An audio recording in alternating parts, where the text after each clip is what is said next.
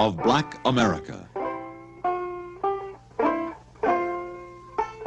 Black history, lost, stolen, or strayed.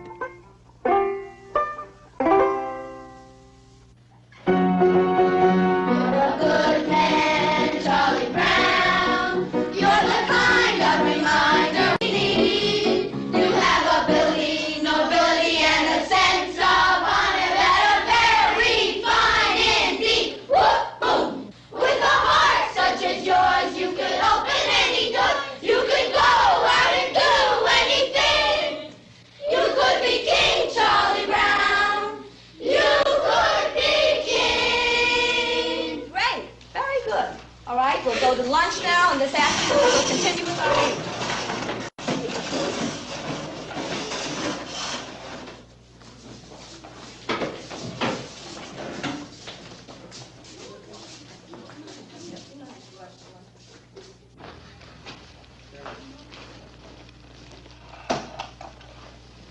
No, I could never fit in that.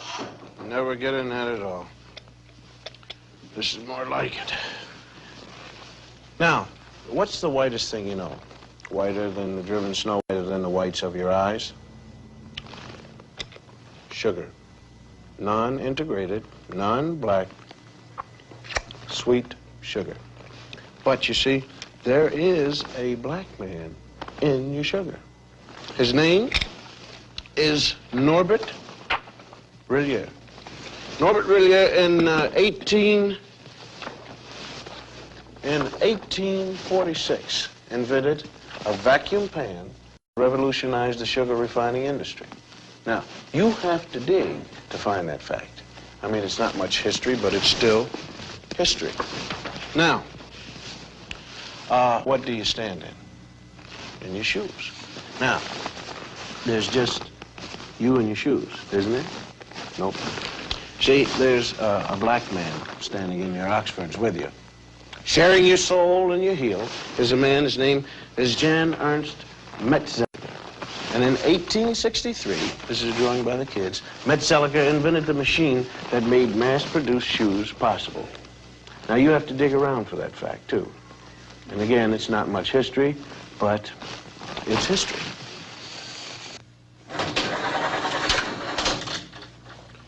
Am I coming in clear to California? I mean, is this TV signal driving through a pass in the Sierra Nevada mountains and slipping into San Francisco? Okay. Well, I want to thank you, Jim Beckworth. Jim Beckworth out of St. Louis, hunter, trapper, and honorary chief of the Crow tribe of Indians. We had trouble finding you, Jim. Though you helped open the West, you didn't make the books. Chicago, right here, where the Wrigley building is. Young fellow by the name of Jean-Baptiste de Sable.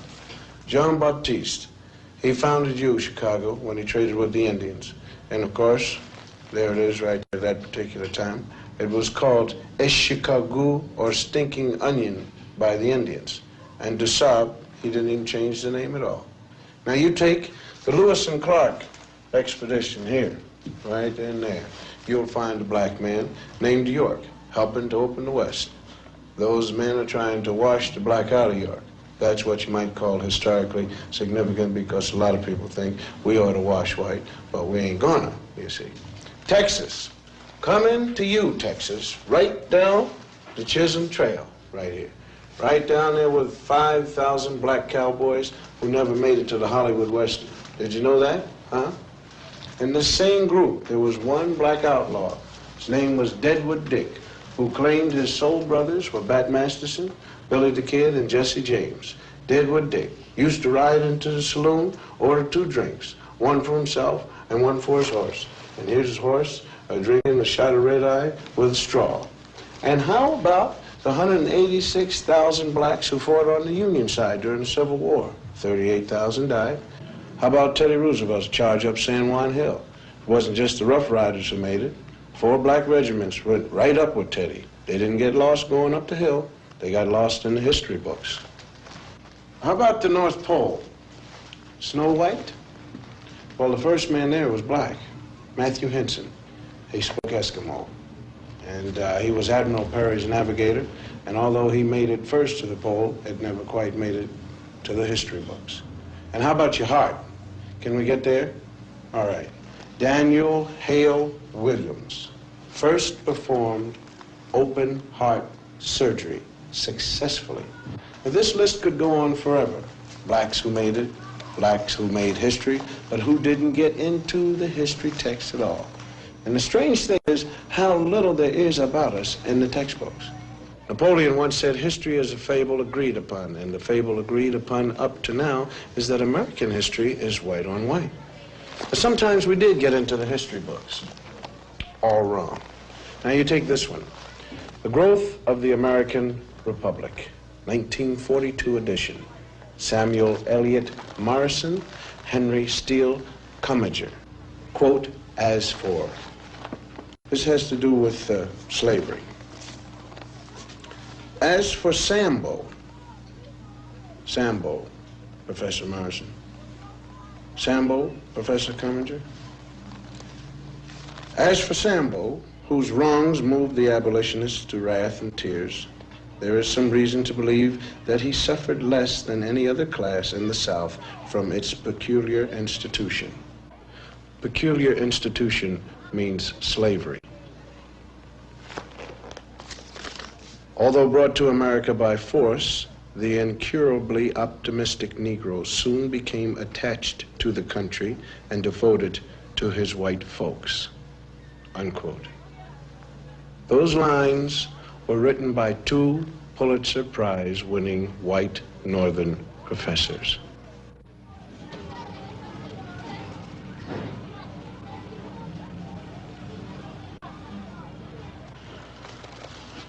Slavery. That's the place everybody likes to start Negro history. You have ignorant black men being brought over from Africa in chains. Terrible thing, slavery. But this way slavery is taught, it sort of takes the sting out of it. Because the way it's usually taught, people think that we Afro-Americans started with nothing but little grass skirts like the kids in the Tarzan movies. And though America gave us slavery, America kindly gave us religion and a lick or two of education. And when we get more jobs and more education, then up from slavery. But we had something before we left Africa, something more than rhythm. I mean, we had a high culture. The culture was so high that great artists in the world are still borrowing from it. Now, here's a sculpture by an unknown African artist. And here's what Paul Klee took from him. Now, here's a work by an unknown black African, and Pablo Picasso liked what he saw. Another African design, and Modigliani swiped it, or he was influenced by it, or whatever polite word you want to use. Another black African artist, and Picasso didn't change it very much. I mean, when you look at this copy, you got to give us a little more than rhythm. You got to give us style. Now, if you tell the history of slavery right, you got a big problem on your hands. The slave trader didn't take some savage out of Africa. He took a human being. He sold him like an animal and separated him from his family. America invented the cruelest slavery in the history of the world because it broke up black families. After slavery was over, America kept breaking up the black man's family. And that's some awful history to teach. Now, if you want to look history right straight in the eye, you're going to get a black eye. Because it isn't important whether a few black heroes got lost or stolen or strayed in America's history textbooks. What's important is why they got left out. Now, this country has got a psychological history. There was a master race, there was a slave race. And though there isn't any political slavery anymore, those same old attitudes have hung around. I mean, the burning part of Burn, Baby Burn is right here in this classroom. We want to thank Mrs. Lovely Billups and the whole gang here at the 4th grade for the brilliant and intelligent artwork that they've done here to make this whole broadcast sing. I want you guys to keep pretending that I'm not here. You're doing a great job, and just keep on drawing and reading and writing, doing what you have to do, because I'm going to talk about some other kids. Not you, Mary, John, and Bob. These are kids from other schools. And did you know in some states it used to be against the law to teach blacks to read or write? Nowadays we're getting these integrated schoolrooms, and most people think that if we get enough teaching and enough jobs, everything is going to take care of itself. But there is a scar of history running right through kids as young as these. It tears you up if you know how to look at drawings kids make, because kids shouldn't know much about history and anything about discrimination. I mean, nobody hates little black kids, but why do some of them cause so much trouble? And if you ask black and white children to draw themselves, or trees, or houses, some strange things happen. We asked some ordinary white kids from ordinary families to make some drawings for us. Like, well, let's call him John. John's white, and we asked him to draw himself. This is John. This is his house, and this is his tree. Then we asked a black kid, let's call him Ralph, to do the same thing. This is Ralph's drawing of himself.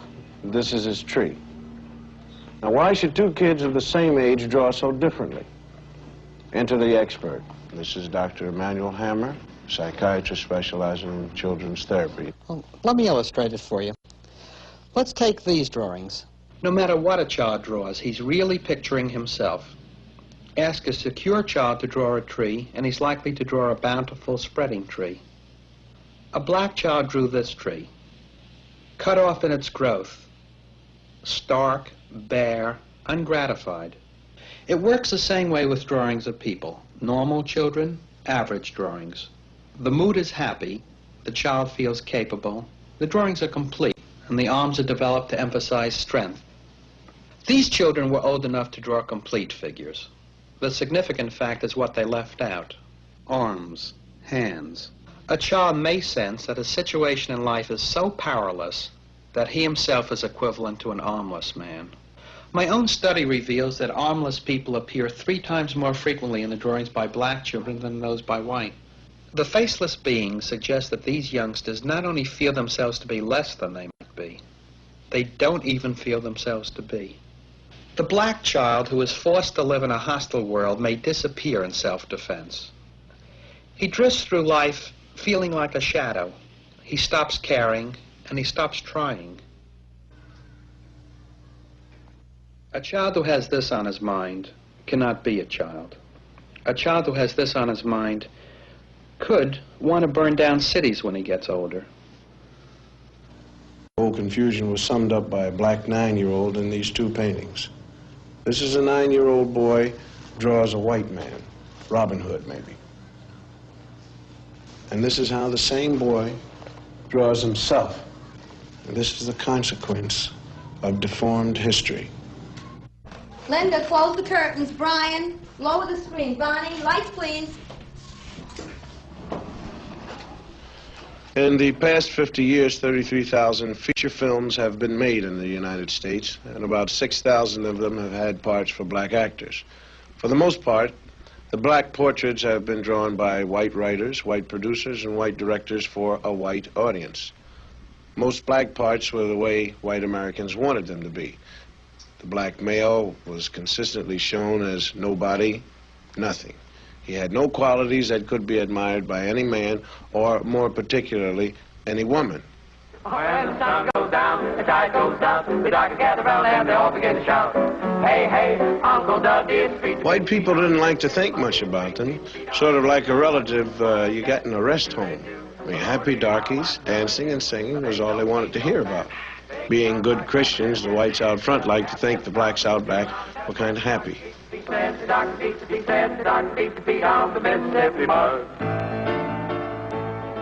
Uncle Tom's Cabin was one of the first movies made that tried to say anything about black people. Uncle Tom was changed a little each time it was put on the stage, and all the parts were played by white actors, and by the time they made a movie of it in 1903, Uncle Tom was just the white man's idea of a good nigger. You might say he was what H. Rap Brown ain't. They made this picture 5 times. And by the time they finished with it, Mickey Rooney could have played Uncle Tom.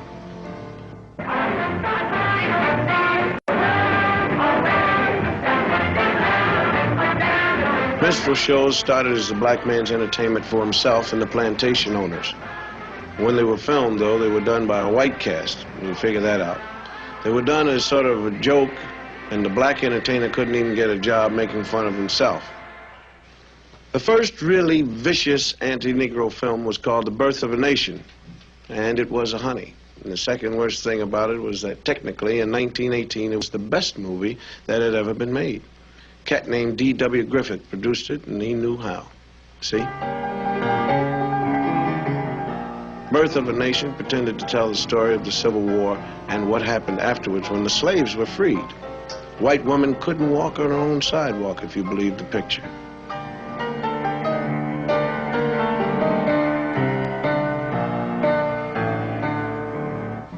In the South, Negroes got the right to vote, and the movie showed black vote collectors refusing to accept white votes, and black people sneaking in extra votes.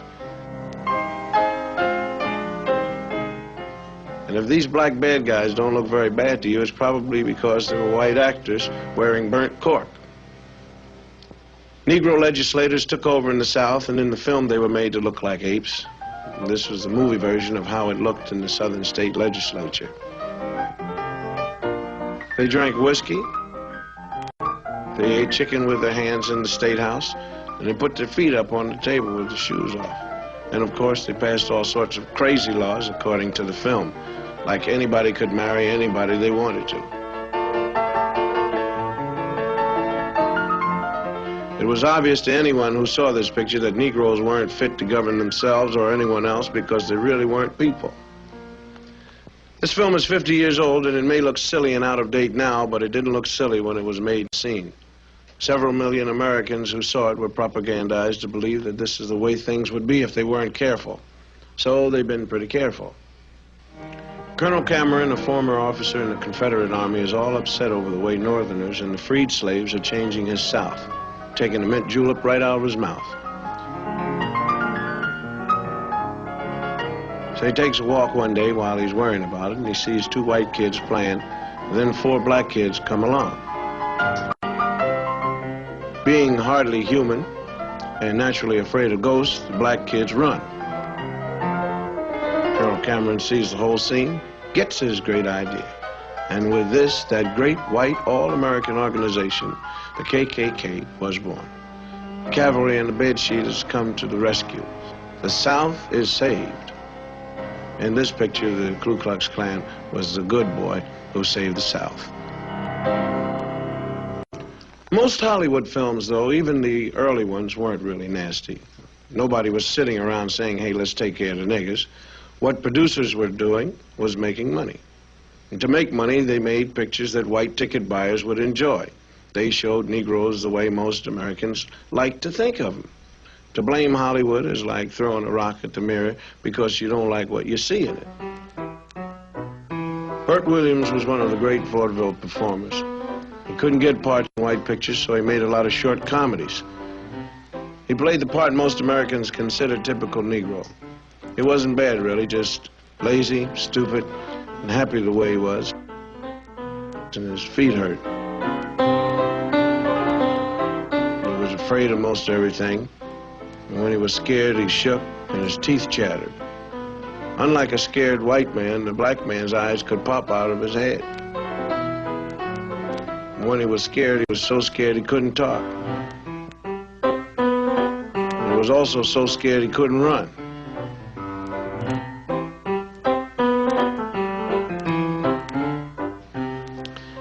Black women, on the other hand, were steady and imperturbable.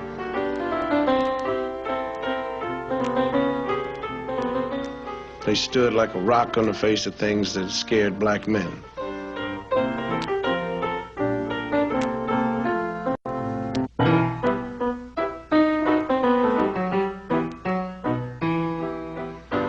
Another strange physical characteristic was when they were really very scared, the guys turned white. When you look back on these old films, the patterns come jumping out at you. The most consistent thing about them was the attack on the black man. He was never even given the privilege of being a man. He was a boy. as in, you know, here, boy. They had a lot of other great qualities besides being cowardly. For instance, they stole chickens. Who's in there? Who's in there? Ain't nobody in here but us chickens.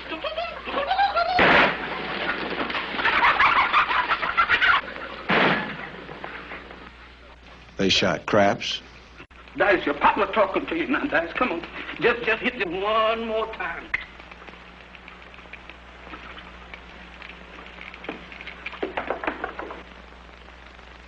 Ah. And lions weren't the only thing they were afraid of either. They were afraid of gorillas. Wallace, is that you next to me? Wallace, is that you next? Now, come on, Wallace, now don't start laughing. Come on, tell me the truth. Is that you next to me? Wallace, please say yes, that's you.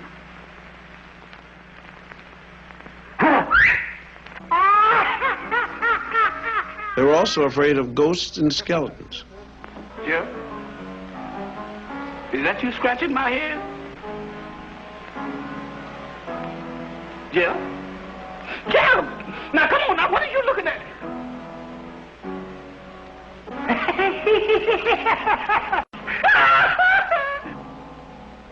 What's your hurry, boys? Even when they were little boys, they had these characteristics. Farina in our gang was the boy.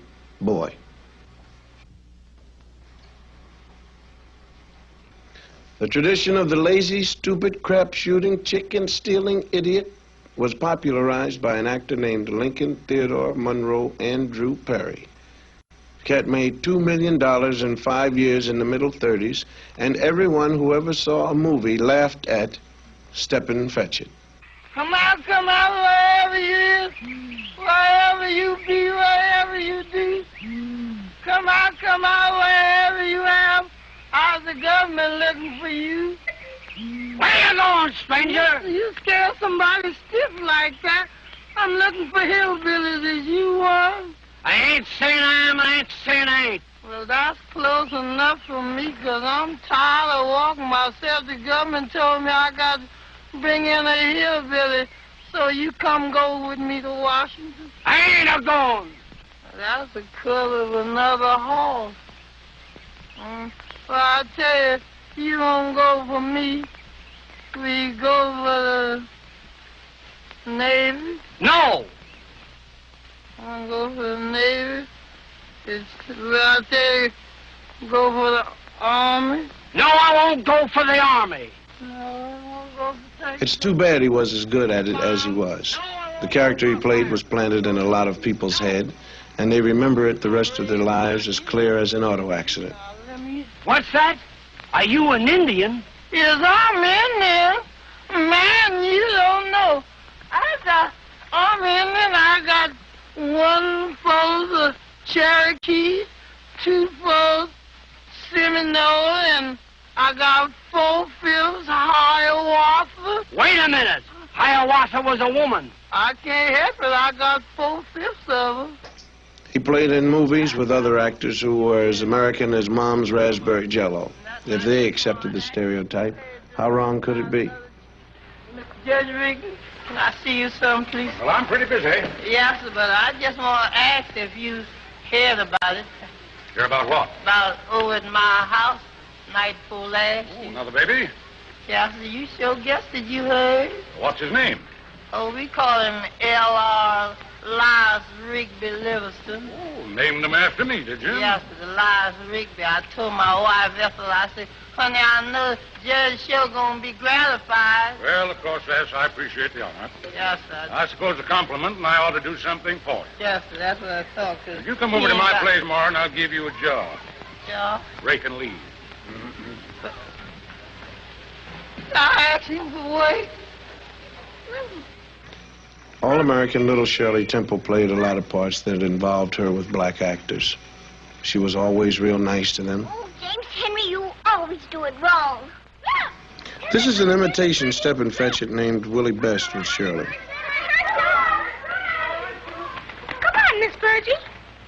I just won't budge. I'll show them I'm The cute little white girl was brave and strong in the face of danger, and the big black man was stupid and cowardly. What are you afraid of them for? Oh, honey child, them Yankees is mighty powerful. They can even change the weather. Yes? Whenever they come around, I never know whether it's winter or summer. I'm shivering and sweating at the same time. James Henry, serve these cookies to Master Harold and wipe his chin. Yes, ma'am, Miss Bud.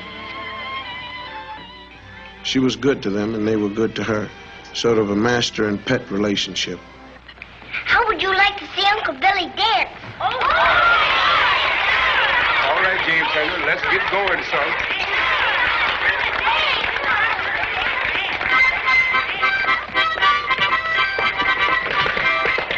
This is Bill Bojangles Robinson, one of the great ones. But if he wanted to work and dance, he had to come into a picture through the servants' entrance.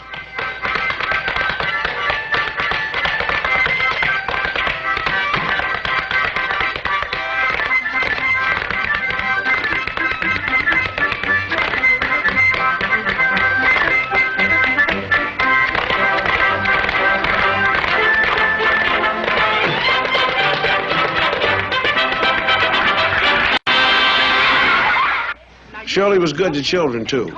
They loved their little mistress, and she treated them real good. Hello, Sally Ann. Hello, Dad. Just like they were equals. Go on now, Sally Ann.